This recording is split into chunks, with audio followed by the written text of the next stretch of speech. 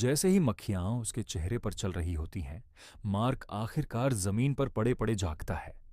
उसके सिर में भयंकर दर्द हो रहा होता है और वह सोचता है कि शायद कल उसने बहुत ज्यादा शराब पी ली थी। उसी समय उसे एक अजीब सी बदबू आती है। वह मुड़कर देखता है तो पास में एक मरा हुआ चूहा पड़ा होता है, जिस पर मक्खियां भिन भिना रही होती हैं। घबराया हुआ मार्क तुरंत उठकर बैठ जाता है और उसे एहसास होता है कि वह एक बहुत ही अजीब कमरे के अंदर है। कमरा लगभग खाली है। वहां सिर्फ दीवार के पास एक लॉकर रखा है और ऊपर छत पर एक लाइट लगी हुई है। बड़ा सा लोहे का दरवाजा देखकर साफ समझ आता है कि यह जगह किसी वॉल्ट या तिजोरी जैसी है। मार्क दरवाजा खोलने की कोशिश करता है, लेकिन हैंडल जरा भी नहीं हिलता। फिर वह दरवाजे पर जोर जोर से मुक्के मारते हुए अपने दोस्तों को आवाज देता है और सोचता है कि शायद यह उनके द्वारा किया गया कोई मजाक है। लेकिन बाहर से कोई जवाब नहीं आता। वह अपना फोन निकालकर देखता है, मगर उसमें बिल्कुल भी नेटवर्क नहीं होता। वह लॉकर खोलने की भी कोशिश करता है, लेकिन उसका ताला भी नहीं खुलता और अंदर क्या है यह भी दिखाई नहीं देता। जब वह लॉकर को सूंघने की कोशिश करता है तो मक्खियां फिर से उसे परेशान करने लगती हैं। मार्क कमरे में सिक्योरिटी कैमरे ढूंढता है, लेकिन उसे कहीं भी कोई कैमरा नहीं मिलता। वो गुस्से में धमकी देता है कि अगर कोई उसे जल्दी बाहर नहीं निकालेगा तो वह यहीं पेशाब कर देगा। जब फिर भी कोई जवाब नहीं मिलता तो वह सच में दीवार पर पेशाब कर देता है और अपने किडनैपर्स को गालियां देने लगता है। अगले कुछ घंटों तक मार्क बस वहीं बैठा रहता है और खुद से बातें करता रहता है। वह सोचने की कोशिश करता है कि आखिर वह यहां कैसे पहुंचा, लेकिन उसे कुछ भी याद नहीं आता। उसे एहसास होता है कि अगर कोई जल्दी उसे लेने नहीं आया तो उसे फर्श पर ही शौच भी करना पड़ेगा। फिर वह चिल्लाने लगता है कि उसे भूख लगी है, प्यास लगी है और उसे अपने बॉस को फोन करना है क्योंकि वह काम से गायब है। वह दरवाजे पर लगातार जोर जोर से मुक्के मारता है और शोर करने के लिए अपनी बेल्ट भी उतार कर इस्तेमाल करता है, लेकिन सब बेकार जाता है। कई मिनटों तक शिकायत करने और मरे हुए चूहे की बदबू को कोसने के बाद मार्क लॉकर को लात मारना शुरू कर देता है, लेकिन उससे भी कुछ नहीं होता। फिर वह लॉकर के ऊपर चढ़ जाता है और चिल्लाते हुए बाहर निकालने की मांग करता है, मगर फिर भी कोई जवाब नहीं मिलता। अगले दिन चूहे के शरीर पर कीड़े पड़ चुके होते हैं। मार्क फिर से फर्श पर सोकर उठता है और देखता है कि हालात अब भी वैसे ही हैं। वह अपना फोन देखता है और गलती से उसे गिरा देता है, जिससे फोन टूट जाता है। वैसे भी फोन बेकार था क्योंकि उसमें अभी भी नेटवर्क नहीं था। अब वह प्यास से बहुत परेशान हो चुका होता है, इसलिए वह अपने जूते में पेशाब करता है और पानी की कमी पूरी करने के लिए उसे पी लेता है। उसका स्वाद बेहद खराब होता है, इसलिए वह खुद को समझाने की कोशिश करता है कि वह बियर पी रहा है। कुछ देर और चिल्लाने के बाद वह गीला जूता पहन लेता है और चूहे को दरवाजे की तरफ लात मार देता है। फिर वह ऊपर लगी लाइट को मारता है और उससे अंदर कुछ दिखाई देता है।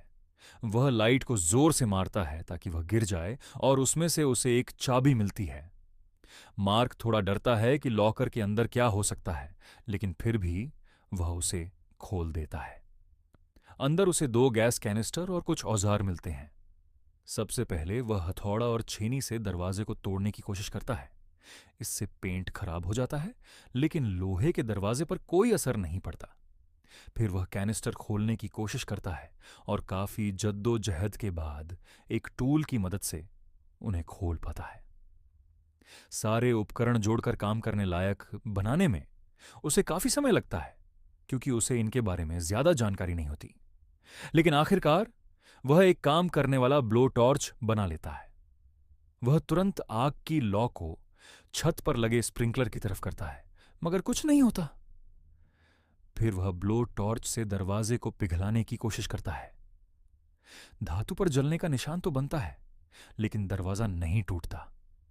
वह जले हुए हिस्से पर हथौड़े से मारता है, मगर यह भी बेकार साबित होता है। गुस्से में आकर मार्क लॉकर को फर्श पर पटक देता है और कुछ देर तक उसे मारता रहता है। फिर वह लॉकर पर चढ़कर स्प्रिंकलर तक पहुंचता है और हथौड़े से उसे तोड़ देता है। कुछ मिनटों तक वह कमरे की हर चीज पर गुस्सा निकालता रहता है, जब तक लगभग सब कुछ टूट नहीं जाता। फिर उसे एहसास होता है कि वह अपने शरीर का पानी बेकार कर रहा है, इसीलिए वह रुक जाता है। फर्श पर बैठकर वह अपनी स्थिति के बारे में सोचता है और निष्कर्ष निकालता है कि कोई उसे बहुत धीरे धीरे मारना चाहता है और उसके दर्द का मजा ले रहा है। उसी समय उसे दीवार में एक छोटा सा छेद दिखाई देता है और वह उसे बड़ा करने का फैसला करता है। काम करते समय धूल उसकी आंखों में चली जाती है, लेकिन इससे उसका गुस्सा और बढ़ जाता है। जब वह हथौड़े से अपना हाथ भी छोटिल कर लेता है, तब भी वह काम करना नहीं छोड़ता। आखिरकार वह इतना थक जाता है कि सांस लेना मुश्किल हो जाता है। तब वह गैस कंटेनर से थोड़ी गैस सूंघ लेता है, जिससे वह बेहोश हो जाता है। खुशकिस्मती से वह जल्दी ही होश में आ जाता है और टैंक बंद कर देता है। इसके बाद वह चूहे पर लगे कीड़ों को खाता है और मजाक में कहता है कि ये हेल्दी और ऑर्गेनिक है। स्वाद बहुत खराब होता है, लेकिन फिर भी वह जितना हो सके खा लेता है। आखिर में वह फिर से जूते में पेशाब करके पीता है। कुछ देर बाद उसे दीवार के अंदर लोहे की रॉड मिलती है। वह ब्लो टॉर्च से उन्हें काट देता है और खुशी से हंसने लगता है। उसे लगता है कि वह दीवार के बीच तक पहुंच चुका है और जल्द ही बाहर निकल जाएगा। फिर वह लॉकर पर ही सो जाता है। कुछ देर बाद मक्खियां उसे फिर से जगा देती हैं और वह दोबारा काम शुरू कर देता है। आखिरकार वह दीवार के दूसरी तरफ पहुंच जाता है। बहुत संघर्ष के बाद वह छेद से निकलकर दूसरे कमरे में जाता है और देखकर हैरान रह जाता है कि वहां भी ठीक वैसा ही एक वॉल्ट है। आगे की कहानी में उसे एक महिला मिलती है और दोनों मिलकर बाहर निकलने की कोशिश करते हैं। आखिर में जब दरवाजा खुलता है तो वे एक खूबसूरत जगह पर पहुंचते हैं और पता चलता है कि वे असल में नए एडम और ईव हैं, जिन्हें मेहनत और सहयोग से अपनी नई दुनिया बनानी है। वीडियो देखने के लिए धन्यवाद और ऐसे ही और वीडियो के लिए चैनल को सब्सक्राइब करना मत भूलिए।